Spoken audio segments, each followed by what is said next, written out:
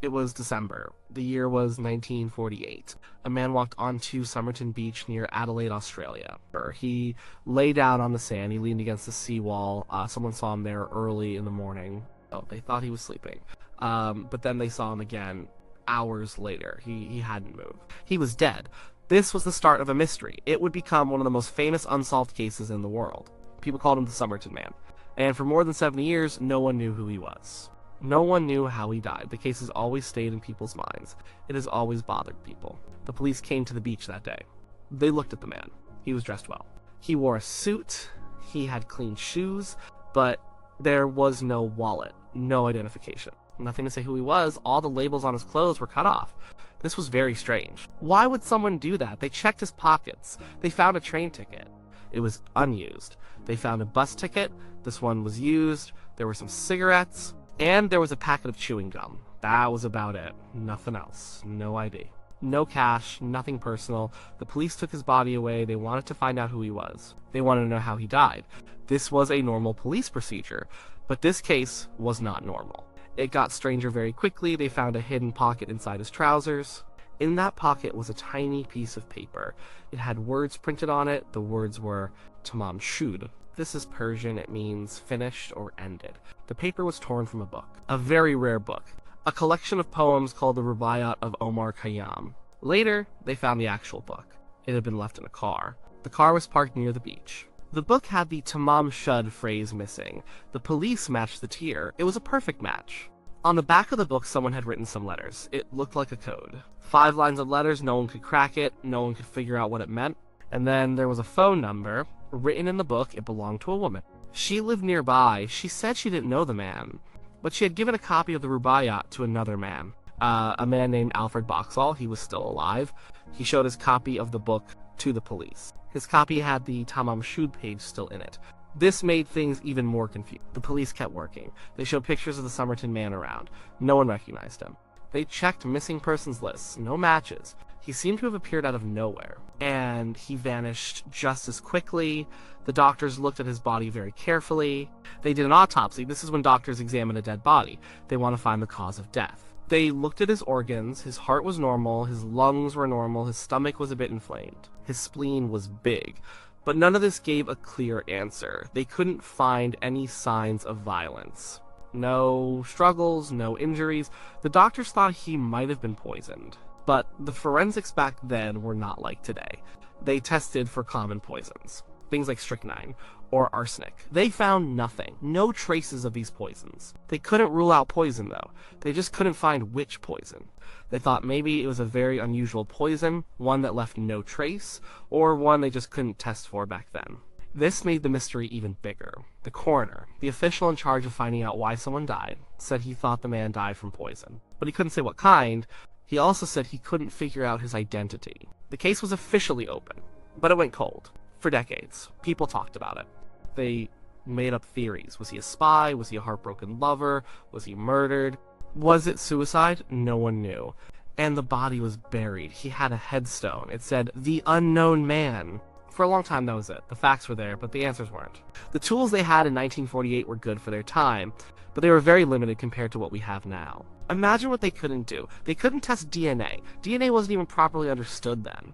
They couldn't do super detailed toxicology. They didn't have advanced imaging. Forensic anthropology was still growing. They did their best, but their best left big gaps.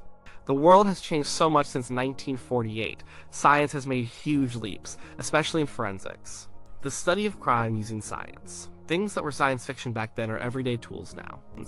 And that's why people keep thinking about the Somerton Man. They wonder what modern science could tell us. What if we could look at his body again? Not just the outside, but deep inside. Using all the new tools, what new secrets would come out? Could we finally find his name? Could we finally know how he died? This idea kept the case alive for many people. It kept the hope alive. Modern forensics is like a superpower for old cases. It can solve things that were impossible before. The biggest game changer is DNA. And think of DNA like a unique blueprint. Every single person has their own. It's in our cells. It's in our hair, in our skin, in our blood, in our bones. Back in 1948, they didn't know about DNA. They didn't even know its structure. James Watson and Francis Crick only figured that out in the 1950s. The idea of using DNA to identify someone came much later. It really became a tool for police work in the 1980s. So, the Somerton Man was buried before this amazing science even existed, but now DNA is standard. It can link a suspect to a crime scene, it can prove innocence, and it can identify someone, even from very old samples. How does it work? Well, a scientist takes a tiny bit of material. It could be a piece of bone, or a tooth, or even a single hair. They clean it carefully. Then they use special chemicals. These chemicals break open the cells, they pull out the DNA. It's a very delicate process, especially when the sample is old. Once they have the DNA, they can make copies. Lots and lots of copies. This is called amplification. It's like taking a whisper and making it a shout. It makes it easier to study. Then they look at specific parts of the DNA. These parts are like barcodes. Everyone's barcode is a little different. There are different kinds of DNA we can use. One kind is mitochondrial DNA. We get this only from our mother, so it tells us about our mother's side of the family. All children of the same mother will have the same mitochondrial DNA. This can be very useful for tracing family lines. Then there's Y chromosome DNA. This is only found in males, and it's passed down from father to son.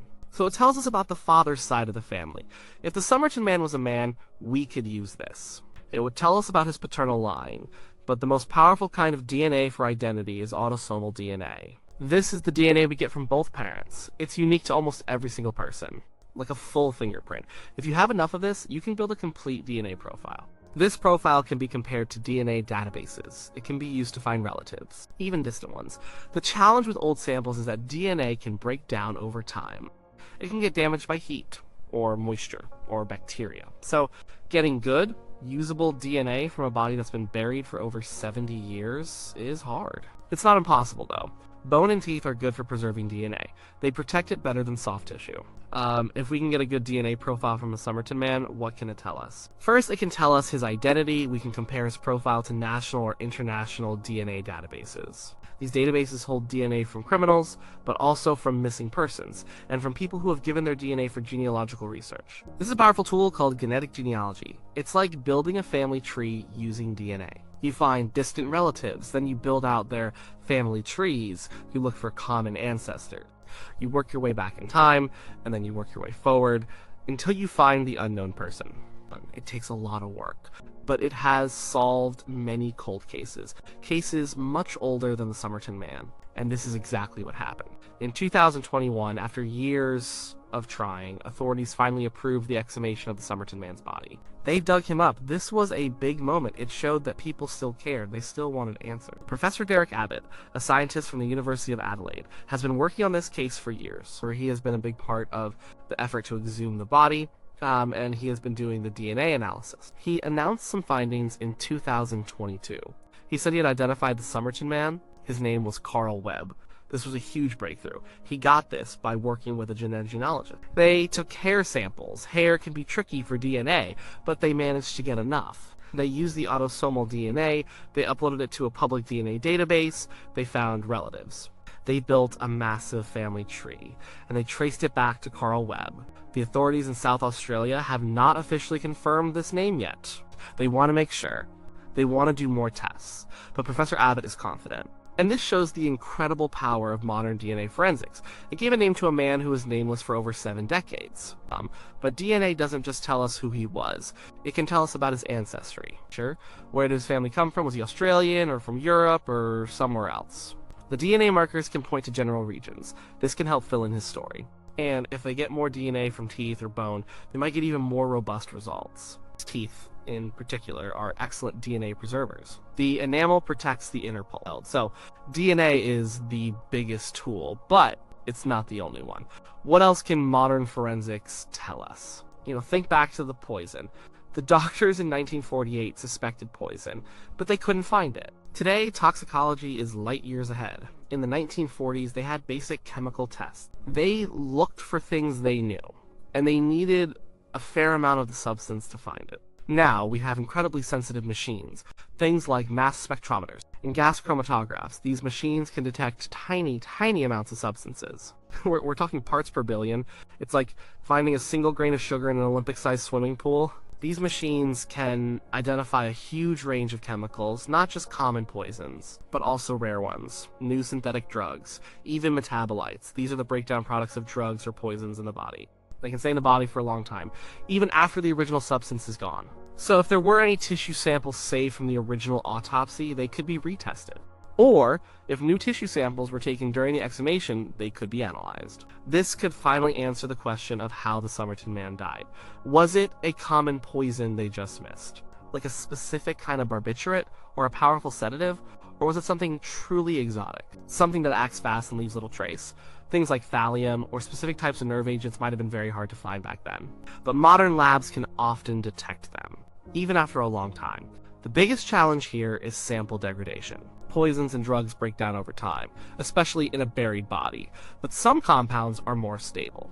And the methods are so sensitive, they only need a tiny bit to get a hit. Finding a poison would be a huge piece of the puzzle. It would tell us if he was murdered, or if he took his own life. Beyond DNA and toxicology, there's forensic anthropology. This is the study of human remains. In 1948, they estimated his age. They measured his height. But modern methods are much more precise. Forensic anthropologists can look at tiny changes in bones. These changes tell a story. They can estimate age much more accurately. They look at things like bone fusion, or wear on teeth, or changes in the skull. They can also confirm sex, and they can give a more precise height. They can also look for subtle injuries. Did he have any old broken bones that healed? This could tell us about his life.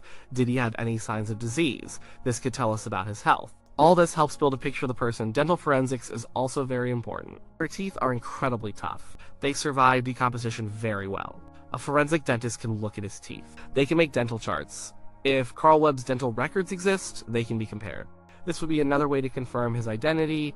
It's a very strong form of identification. And what about where he lived? Modern science can even tell us about that. It's called isotope analysis. Isotopes are different forms of atoms. They are in the water we drink and the food we eat. These isotopes get built into our bones and teeth.